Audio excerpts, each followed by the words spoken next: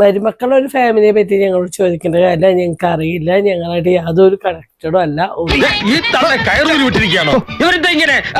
അവരെന്തിനാ Gulf പോയി ഞങ്ങളത് അന്വേഷിക്കാറില്ല. എന്തിനാ അവർ പോണ്, എന്തിനാണ് വരുന്നത്.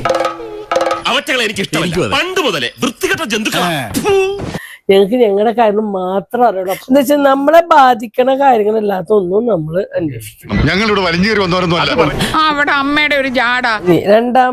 രണ്ട് മക്കളെയും ഹസ്ബൻഡിന്റെ വീട്ടിൽ സ്വീകരിക്കാത്ത ഒരു വിഷമം തോന്നിയിട്ടില്ലേ?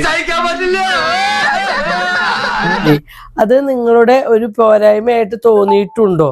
അതിങ്ങനെ എന്റെ പോരായ്മയാവുക.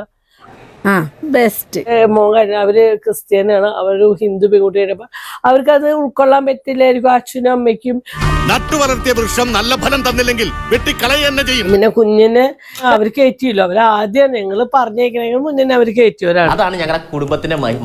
തൊലിക്ക് നല്ല കട്ടിയാണല്ലേ. അവരെ ഭർത്താക്കന്മാരെ വീട്ടിൽ നിങ്ങൾ നിൽക്കരുത്, അമ്മേടെ അടുത്ത് നിന്നോന്ന് ഞാൻ പറഞ്ഞിട്ടില്ല.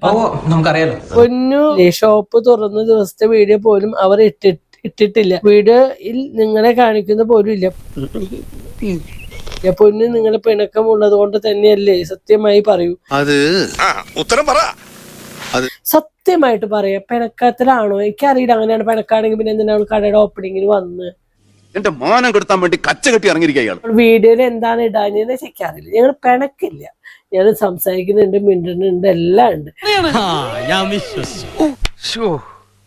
കഷ്ടം.